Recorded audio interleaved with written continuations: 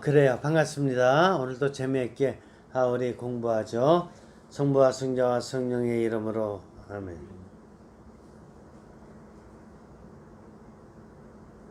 성부와 성자와 성령의 이름으로 아멘. 로마를 왜 공부하느냐? 지금이 어느 시대인데 21세기인데 이런 생각하실 수 있어요. 그런데 우리 지난 시간에 진시황도 공부했거든요. 진시황 공부하면서 진시황이 정말 하느님의 뜻대로 선형성을 육신, 정신, 영의 선형성을 잘 지켰느냐 못 지켰느냐를 본 거거든요. 못 지켰죠. 그러면 로마는 어느 시기에 그래도 하느님의 선형성이 좀 드러나고 안 드러나고 그랬느냐, 이걸 한번 볼 필요가 있는 거예요. 그리고 진시황도 그렇지만 로마도 세계 역사 안에서 보면 굉장히 의미 있는 시기이기 때문에 다른 거 보는 게 아니라 이 같은 시기에서는 진시황 볼 수밖에 없고 로마 볼 수밖에 없는 거예요. 그래서 한번 인류 역사 안에서 하느님의 뜻이 얼마만큼 이렇게 들어가고 안 들어가고를 보는 데 있어서 중요한 분기점들이에요. 자, 로마. 로물루스 형제에 의해서 로마 제국이 세워졌다라는 것은 이미 뭐 많이 알고 있죠.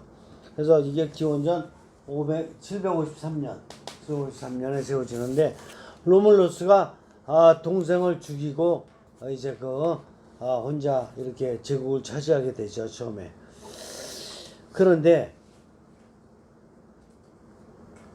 이탈리아 반도를 장악한 다음에 이제 지중해로 논을 돌리게 됩니다. 지중해로 논을 돌리게 되는데, 그러면 바로 거기에 뭐가 나오냐면 시칠리아 섬이 나와요. 시칠리아 섬 그 아래는 뭐가 있느냐 하면 아프리카죠. 아프리카 이집트 나오는 거죠.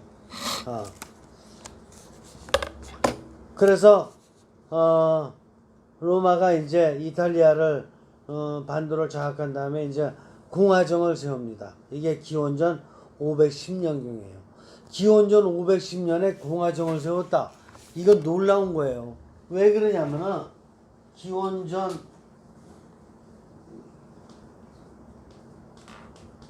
510년에 공화정을 세웠다.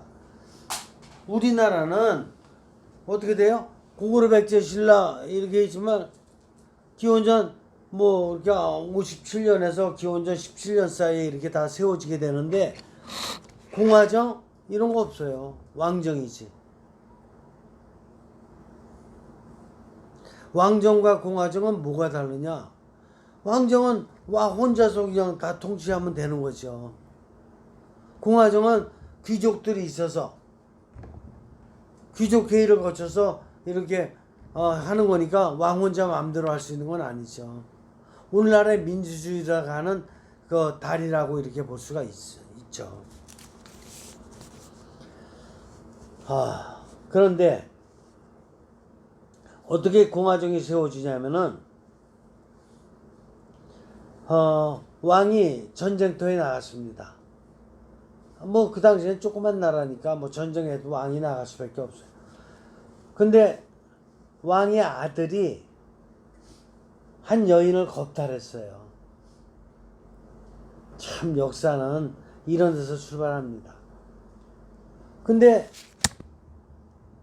그 여인이 겁탈당하고 나서는 가만히 있을 리가 없죠. 자기 남편이 어디 갔어요?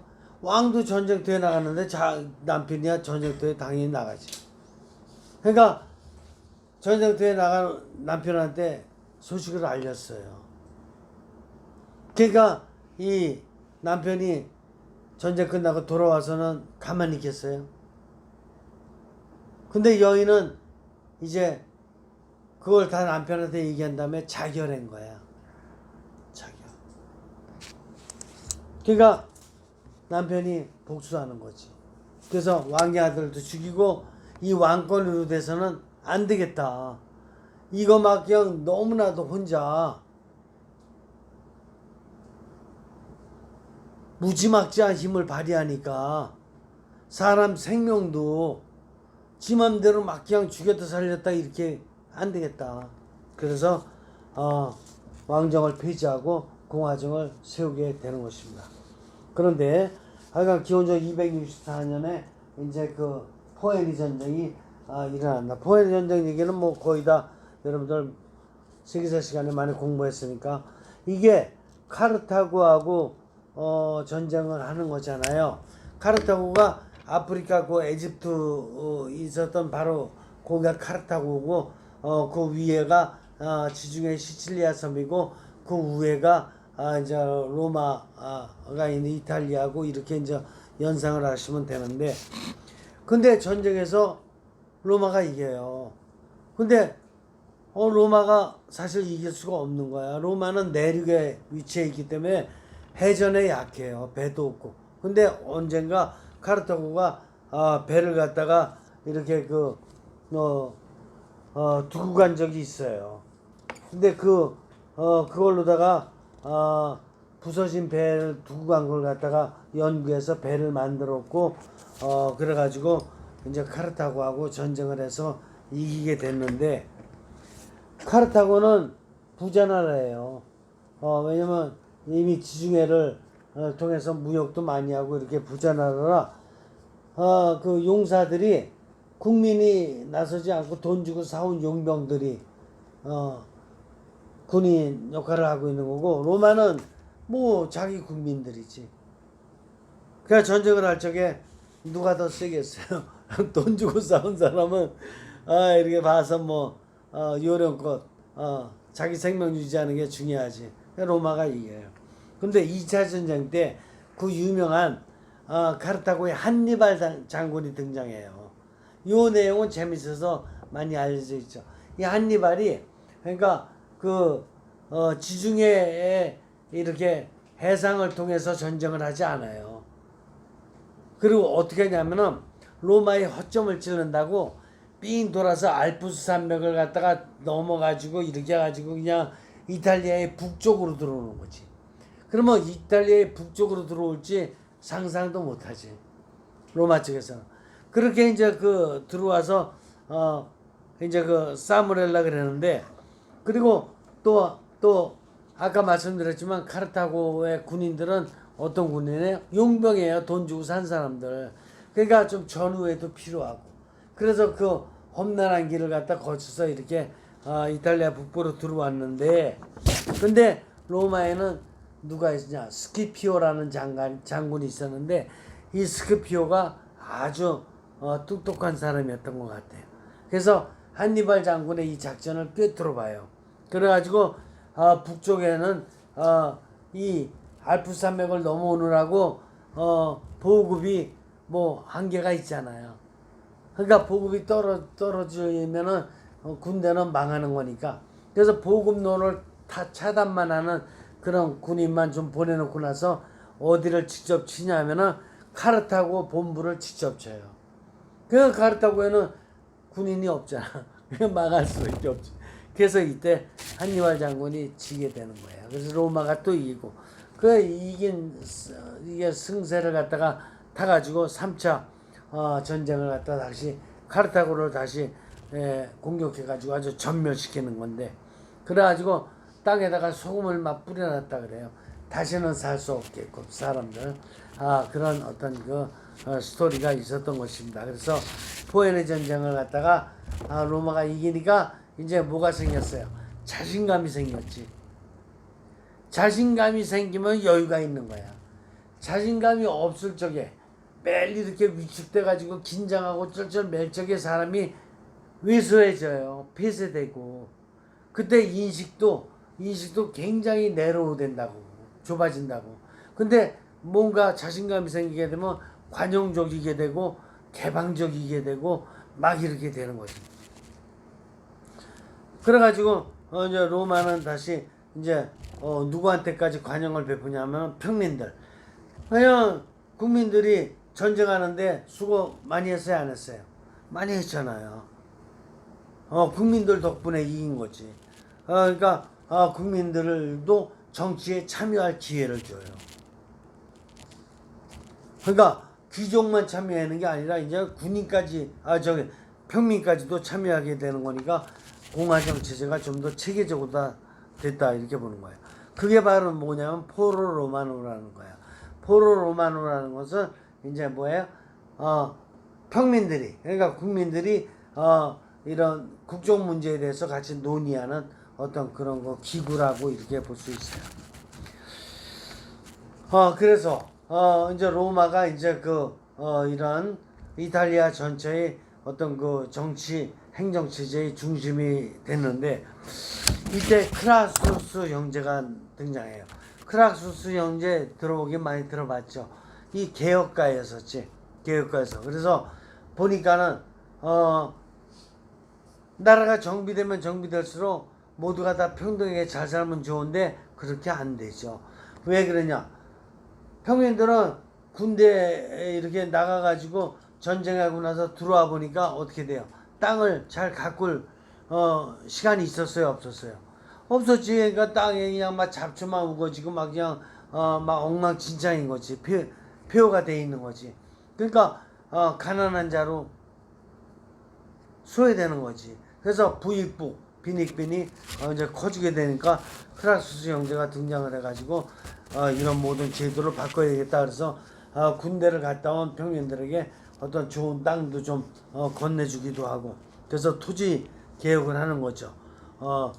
그렇게 좋은 일을 하려 그러는데 땅을 주려면 누구 땅을 줘야 돼요? 땅 많이 갖고 있는 사람 걸 줄 수밖에 없잖아. 땅 많이 갖고 있는 사람이 누군데? 귀족이에요. 그러니까 귀족들이 자기 땅 주니까 또 국민들한테 감사한 마음으로 놓았으면 참 좋으련만, 사람이 그렇지가 않아요. 욕심이 많아가지고. 그래가지고 크락수스 형제를 죽이는 거야. 그래서 이제 이런 개혁이 끝나게 되죠. 그리고 여기서 로마의 역사에서 특별히 봐야 될 게 검투사들 한번 좀 생각해 볼 필요가 있어요. 왜 그러냐면은 노예로 잡히면은 노예가 할 일이 많아. 근데 노예가 너무 많아요. 왜냐면은 그 아프리카 쪽 다 로마지. 그 다음에 페르시아 쪽 다 로마지. 그리고 또 서유럽에서도 프랑스까지 다 그냥 영국까지도 로마 영역이 있었잖아요. 그러니까 거기에서 점령하고 난 다음에 잡아온 포로들 다 노예 아니야. 그래서 이 사람들 막 집안 일도 시키는 노예, 농사 일도 시키는 노예, 그 다음에 이렇게 특별히 검투사, 자기네들이 즐기는 거지. 검투사를 통해서. 그 검투사들은 근데 한번 이 직업을 가지면 어떻게 돼요? 평생 검투사만 하는 거지. 평생 그냥 싸움만 하는 거죠. 그러니까 고단하고 그래가지고 자살하는 사람도 많이 생기게 되는 것이고, 검투사들이 그래서 반란을 일으키는 것이 스파르타쿠스, 어떤 이런 반란이 일어나는 거예요. 명칭은 뭐 알 필요가 없어요. 그냥 A 반란이다. 그럼 외국이 이르면 아는 뭐해. 검투사의 반란이다. 그냥 그렇게 알면 되죠. 그래 반란을 일으켜가지고 70명 정도가 로마를 탈출했다 그래요. 탈출해서 어디로 도망가느냐? 도망갈 땐 뻔해요. 남쪽으로 오면은 지중해 바다니까 갈 데가 없죠. 그러니까 북쪽으로 갈 수밖에. 북쪽으로 이렇게 가다가 보니까는 노예들이 자꾸 어떻게 돼요? 자꾸 거기 모아지잖아. 그냥 12만 명까지 됐다 그래. 근데 인원이 많아지게 되니까 어떻게 돼요? 무슨 생각이 좀 다른 생각이 생기는 거지. 그래서 이왕이면 우리가 힘을 모아서 로마에 가서 우리가 아주 세력을 잡자 이런 생각으로, 그래서 로마로 다시 돌아와서 이렇게 로마를 공격하려고 했는데, 이 당시에 유명한 장군이 있어요.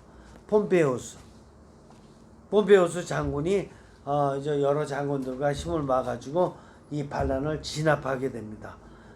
진압하면서 이때 붙잡힌 6천 명의 노예들은 다 어떻게 하느냐? 십자가형에 처해요. 6천 명을. 그래가지고 그냥 거리에 그냥 십자가 쭉 세워놓고 다 죽이는데, 그게 가르동 역할을 하는 거지. 밤에. 그 참 이렇게 일어났다니까요.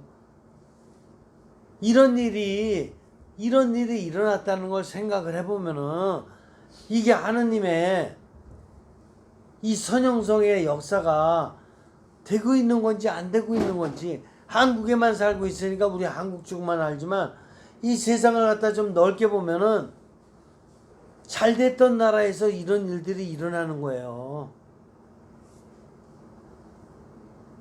마음 아프잖아요.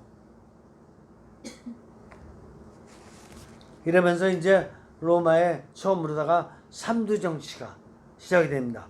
우리가 이름은 잘 알죠. 카이사르, 폼페이우스, 크락수스. 근데 처음에는 좀 권력 균형을 이루는 듯하더니 크락수스가 먼저 죽어요. 그럼 폼페이우스와 카이사르만 남았는데, 카이사르가 원정 나갔어요. 전쟁터에 나갔는데 이 폼페이우스가 그때 무슨 생각을 하냐면은, 카이사르가 들어오게 되면 분명히 자기가 이제 우리 세력들을 다 없애버리고 권력을 잡을 것이다. 그러니까 카이사르가 들어왔을 적에 카이사르를 제거하자. 이렇게 가지고 폼페이우스가 이제 원로들하고 이런 음모를 꾸몄다, 이렇게 되는 거죠. 근데 이걸 갖다 카이사르가 원정에서 들어오다가 그걸 갖다가 눈치를 채는 거죠. 그때 나오는 유명한 그 강이 루비콘 강이에요. 루비콘 강. 그 루비콘 강에서 숙고를 하는 거지. 루비콘 강을 건널 적에는 전쟁터에 나갔다 온 군인들도 다 무장 해제하고 들어오게 돼 있다 이거죠. 그럼 무장 해제하고 들어오면은 뭐 붙잡혀서 금방 어떻게 될 거는 뻔한 거지. 그래서 카이사르는 루비콘 강을 갖다가 딱 건너서 들어오자마자 주사위는 던져졌다. 이제 승판 내겠다 이거죠. 던졌다. 그래가지고 바로 가서 원로원을 장악하고 그 다음에 폼페이우스를 잡으려고. 근데 폼페이우스 이제 도망가는 거죠. 그리스를 통해서 에집트까지 도망을 갔다 그래요. 근데 그 당시에 에집트를 집권하고 있었던 사람이 누구냐면은 클레오파트라. 클레오파트라가 누구랑 이제 같이 이제 공동 집권을 하고 있을 때였는데, 당시에 에집트도 뭐예요? 로마의 속국이었잖아요. 그 클레오파트라가 이제 어떻게 결단을 내려야 돼요. 폼페이우스랑 힘을 합해서 카이사르한테 대적할 건지, 아니면 폼페이우스를 잡아다가 카이사르한테 넘겨줄 것인지, 어떻게 했을 것 같아요? 누구를 선택했을까? 카이사르를 선택하는 거예요. 그래서 폼페이우스가 죽게 되는 거예요. 그래서 우리가 성서에서도 카이사르 얘기가 나오는데, 카이사르가 굉장히 유명한 사람이 되는 거예요. 카이사르가 폼페이우스를 제거하고 이제 권력을 장악하게 됩니다. 근데 폼페이우스 잡으러 에집트까지 갔을 적에, 에집트에 갔을 적에 선물을 하나 받아요. 카이사르가 무슨 선물을 받냐면 카페트 그냥 큰 걸 선물을 받았는데, 카페트를 딱 열어보니까 거기에 누가 나왔어요? 아주 그냥 멋진 여인이 나왔는데 클레오파트라가 거기서 딱 나온 거라 이거예요. 그래서 거기서 클레오파트라 이제 사랑에 빠지게 되고, 원래 카이사르가 굉장히 여러 면으로 멋있었대요. 생기기도 미남이고 언변도 좋았고 글도 잘 쓰고 또 바람둥이 기질도 있고 뭐 여러 가지였나 봐. 어쨌든 이렇게 해서 클레오파트라랑 사랑에 빠지고 그리고 이제 로마로다가 이제 돌아가면서 그동안에 있었던 결과를 갖다가 원로원한테 보고하는 그 자리에서 뭐라고 전했냐면은, 왔노라 내가 보았노라 이겼노라, 딱 멋진 세 마디의 말로다가 자기의 입장을 딱 보고를 한 거예요. 그리고 나서 로마의 종신 집정관이 되는 거예요. 이제 카이사르보다 더 힘 있는 사람 없지. 원로원들도 다 해쳤지. 뭐 폼페이우스 장군들도 다 없어졌지. 자기가 종신 집정관이 되는 거지. 그래서 4년 후에 해외 원정을 가게 됐다 이거죠. 그 원정을 준비하는데 어떤 사람이 질문을 했대요. 어떤 죽음이 좋은 죽음인가? 그러니까 카이사르가 예고 없는 죽음이 좋은 죽음이다. 왜 그러냐? 죽음을 알게 되면 두려움이 생기고, 두려움을 알게 되면 무기력해지고 사람이 좌절한다. 그 죽을 때까지 좌절하지 말고 그냥 사는 데까지 살다가 죽으면 제일 좋다 이런 뜻이죠. 그리고 이제 원정을 떠나기 전에 원로원 회의가 항상 있는 거니까 원로원 회의를 가는데 길거리에서 누구를 만났냐? 점술가를 만나요. 근데 이 점술가가 예전에 뭘 하나 가르쳐 준 게 있어.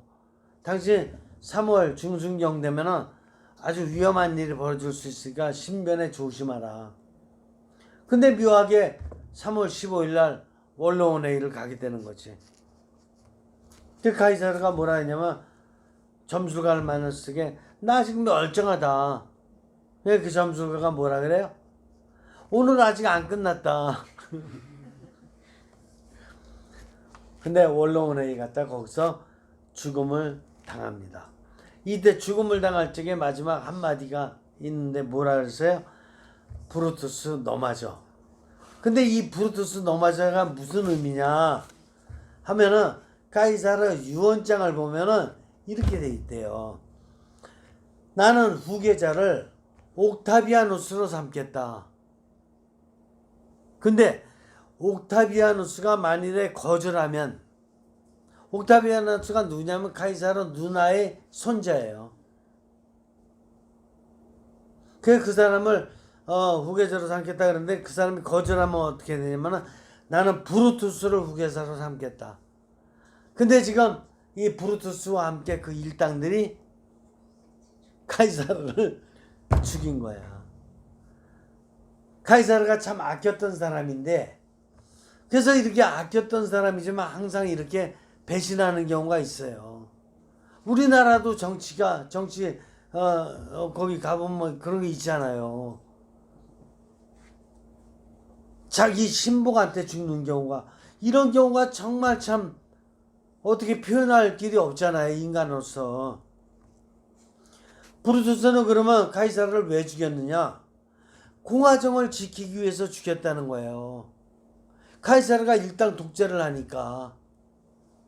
이게 일단 독재를 한다는 것은 항상 위험성이 따르는 문제라는 것을 고대에서부터 보게 돼요.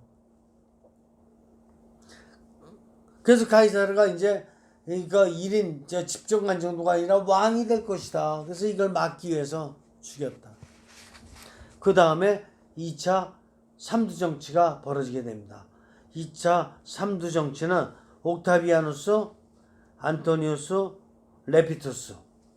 그냥 이름만 그냥 이렇게 대충 듣고 잊어버리세요. 옥타비아누스 하나만 알아두면 돼요. 근데 레피투스는 점점 더 세력을 잃어가다가 존재감 없이 죽어가게 되고, 안토니우스가 실질적인 어떤 재력이라든가 권력을 많이 가진 사람인데 이 사람도 이제 어떤 상황이 벌어지냐면은 권력을 나눌 적에 옥타비아누스, 안토니우스가 권력을 나눌 적에 옥타비아누스는 로마 쪽을 선택하고 안토니우스는 에집트 쪽을 선택해요. 근데 이 선택을 잘못한 거야, 안토니우스가. 그래서 에집트에 가서 있다 보니까 본부가 로마 아니야. 로마를 잊어버리게 돼요. 또 에집트에 가서 있다 보니까 거기 누가 있어요? 절세 미인 클레오파트라가 있는 거야. 그 사랑에 빠지는 거야. 그러니까 항상 이렇게 육신적인 거에 빠지면은 항상 위험해요. 그러니까 하느님께서 그래서 육신적인 거에 빠지지 말라고 삼중구조를 주신 거라고 봐야 돼요. 또 정신적인 거에도 빠지지 말라고 삼중구조를 주신 거예요. 영적으로는 안 빠져요. 영의 힘은, 참된 영의 힘은 항상 정신과 육신을 항상 포함하고 있어요. 근데 정신과 육신은 안 그래요. 전체를 포함하지 못해. 영을 빼버려요. 그러니까 항상 문제가 생겨요. 그래서 옥타비아누스가 이간 권력을 잡게 됩니다. 그래서 모든 로마의 상황이 안정이 돼요. 옥타비아누스가 이제 권력을 총 잡았으니까. 그런데 옥타비아누스가 뭘 잘했냐면은 이 권력을 원로원한테 다시 돌려줘요. 그러니까 원로원은 그 귀족들이 좋겠어요, 안 좋겠어요? 너무 좋지. 그러니까 이때 옥타비아누스에게 아우구스투스라는 황제칭호를 줘요. 황제칭호를. 그 후부터 옥타비아누스의 후손들이 왕위를 계승하게 되는 거예요. 그래서 공화정은 옥타비아누스 전후로다가 막을 내려요.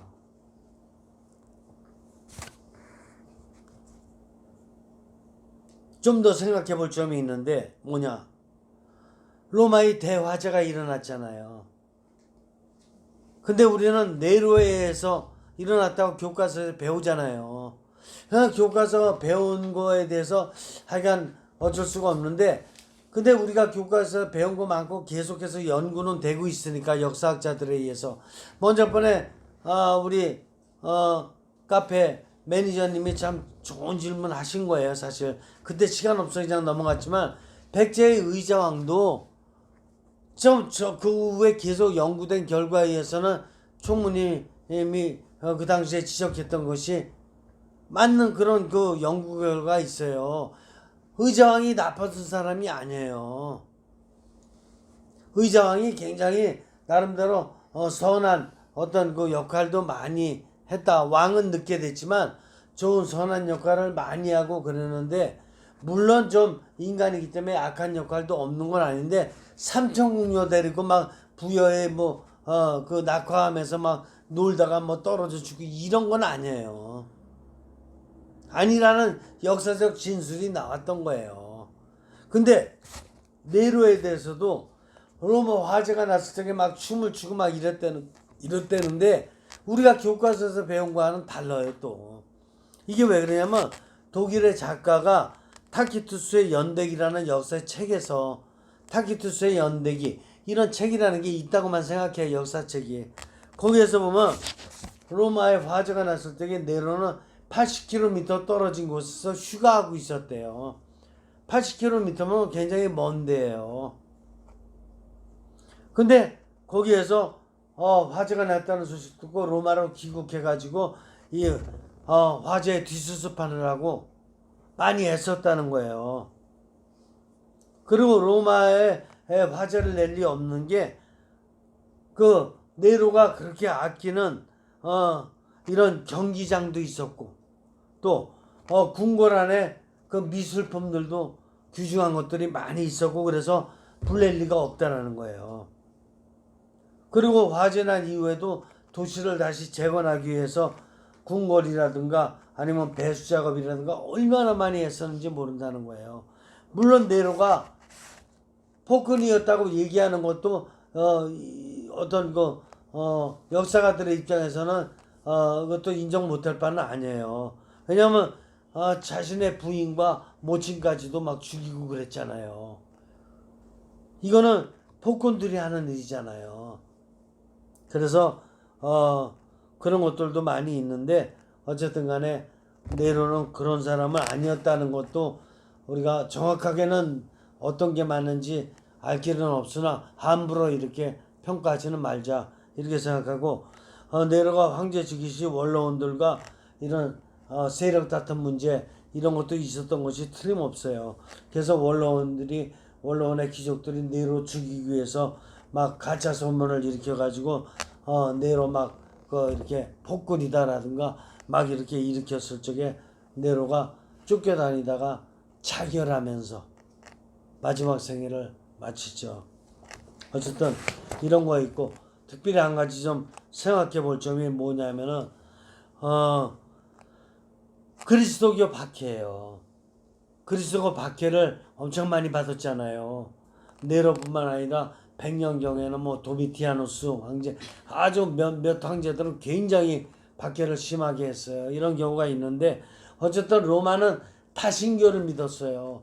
그리스가 다신교잖아요. 근데 그리스가 로마에 의해서 점령당했을 때부터 어떤 다신교를 갖다 계속 믿을 수밖에 없는 거예요. 그러니까 제가 희미한 삼중구조와 이중구조 사이라고 계속 말씀드리는 것은 신에 대한 정확한 이해가 없어요. 그래서 희미한 삼중구조, 신을 찾기를 원하긴 원하는데 결국은 정확한 일신교를 찾지를 못하고 하여간 다신교 안에서 이렇게 삼중구조의 어떤 그 신관을 가지고 있었던 거, 이런 걸 인정하지 않을 수가 없어요. 그래서 그리스도교를 갖다가 그렇게 많이 박해하고 그러는데 어떻게 됐어요? 기원전 313년에 콘스탄티누스 대제에 의해서 종교 자유 해방이 일어나잖아요. 그리고 따서 어떻게 바티칸궁이 어떻게 돼요? 그리스도교의 중심지가 되잖아 또. 그렇죠? 역사에 아주 그냥 그 지독하게 박해받던 곳이 그리스도교의 중심지가 되는 이런 신비스러운 또 일도 일어나는 거예요.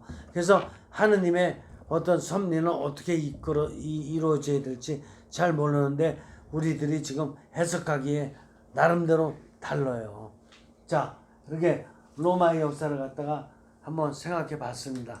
여러분들 나름대로 이제 아들의 방학 지문이 인격 이론에 비춰놓고 봤을 적에 여기서 뭐 느껴지는 거, 전쟁도 그렇고 크라수스 형제의 모습도 그렇고 검투사도 그렇고 삼두정치, 네로, 뭐 여러분들 어떤 거 하나하나씩이라도 만약에 느껴지는 거 있으면 좀 해석을 해보시죠.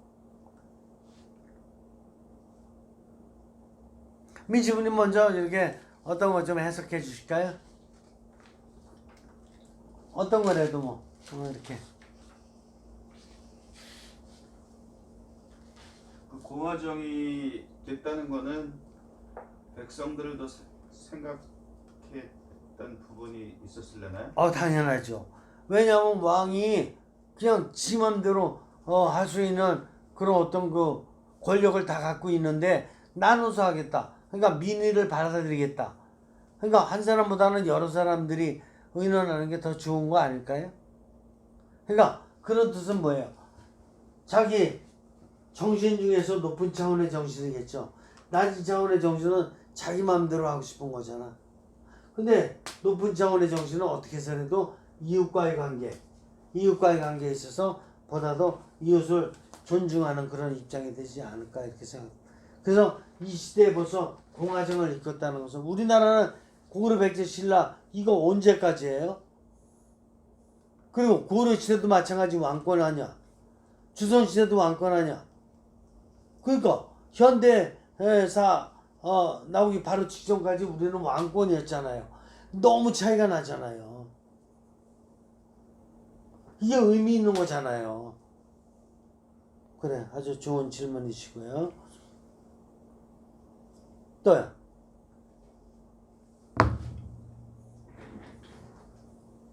이 그락수스 형제 생각을 어떻게 볼 수 있을까요? 이거 공화정은 정신적으로다가 굉장히 업된 369조 안에서 이렇게 인정해도 되겠죠? 그래요. 그 다음에 포에니 전쟁은 어땠을 것 같아요? 물론 로마가 이겼지만 전쟁한다는 자체로다 놓고 봤을 적에 육신이 어떻게 돼요? 이거 영토 확장을 위해서 그러는 거예요. 시칠리아 성과 함께 자꾸 로마가 영토 확장하기 위한 어떤 그 생각이 있는 거예요. 그러면 육신적으로 다 어떻게 돼요? 업되는 거예요? 아니지. 전쟁을 일으켰다는 자체가 육신적으로 다 다운이죠. 같이 잘 지내면 좋은데 같이 잘 지내는 게 아니라 내가 침공해서 정신적으로 다 어때요? 정신적으로 다도 다운이죠. 그렇죠?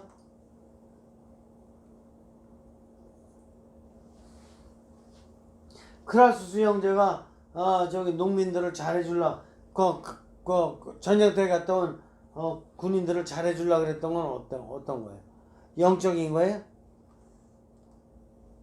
영감 받았어요? 영감은 받지 않았지 아직까지는. 영감은 안 받았지만 정신적으로는 어때요?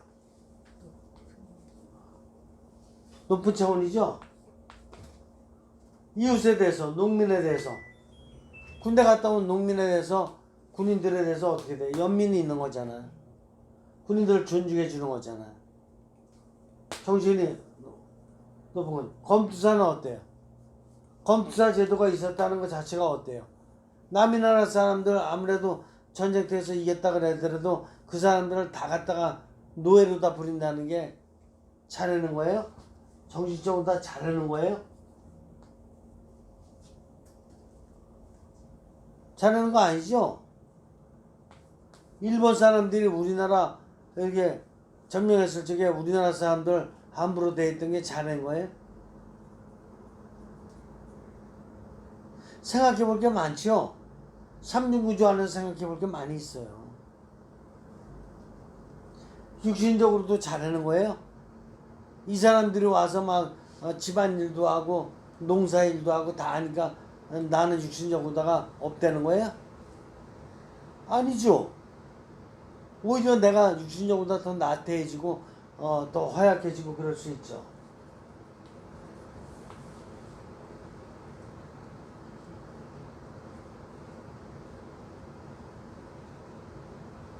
그렇죠? 그러니까 역사가 계속해서 이렇게 육신과 정신 사이에 조금 업되는 면은 거의 없고 이렇게 다운되는 면은 많다 보니까 어떻게 돼요? 로마가 분열되잖아요. 결국은 남과 북으로 분열되잖아요. 분열된 나라를 보면은 뭔가 잘못된 게 있기 때문에 분열되는 거죠. 그렇죠? 근데 한 가지 잘했던 건 뭐가 있어요? 313년에 콘스탄티누스 대제가 그리스도교 종교 자유를 준 거. 종교 자유를 준 거.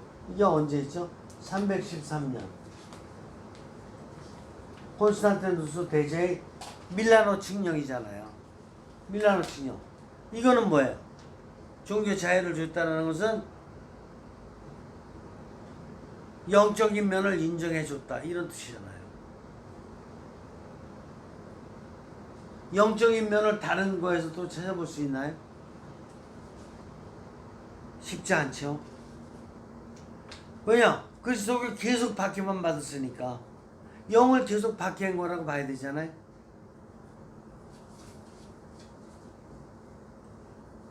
그렇죠? 여러분들 뭐 질문이나 뭐 보충 설명 할 거 있나요? 이게 로마 제국의 가장 중요한 역사는 다 담겨 있다 이렇게 봐야 돼요. 그 삼중구조의 삶을 살기 위해서는 그 사회 역사적인 토대가 참 중요하다는 생각이 중요하죠. 좀 들었고요. 이렇게 로마의 역사적인 것들을 이렇게 들어보니까 결국은 이 정신이 야망이 아닌 열망을 가지고서 정신적 발전되어야만 삼중구조로의 단계로 더 이렇게 갈 수 있는 것이 아닐까. 어쩌면 저 역사 안에서 열망적인 게 너무 강했기 때문에 삼중구조로 가기가 어려웠지 않았을까라는 생각을 해봤습니다. 그래요. 그러니까 우리가 사는데 인간이 사는데 꼭 같이 쫓아다니는 게 있어요. 그건 뭐냐면 지금 말씀하셨듯이 육신하고 사회 역사예요. 사회 역사가 없는 건 없어요. 죽은 사람이 아니라면 살아있는 사람에게는 항상 육신과 사회 역사가 쫓아다녀요.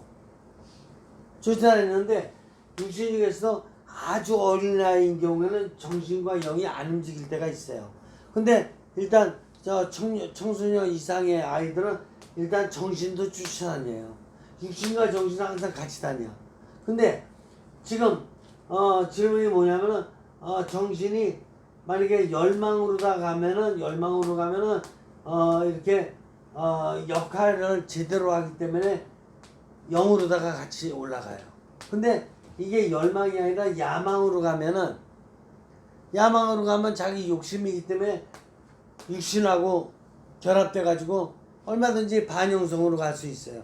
그때 삼두구조가 안. 그래서 열망이 왜 중요하냐면은 열망은 하느님이 주신 에너지가 잘 제대로 사용하면은 영적 열망까지 갖는 거예요. 근데 열망을 안 갖고 야망을 가지면은 이거는 밑으로 내려온다니까. 근데 야망을 가진 사람들 많아요. 그렇죠? 도요토미 히데요시 야망을 가진 거죠. 열망이 아니라. 열망을 가졌으면 영하고 연결되지. 그래 아주 좋은 아주 포인트였어요. 또 뭐 있어요? 어떻게 느껴지시나요?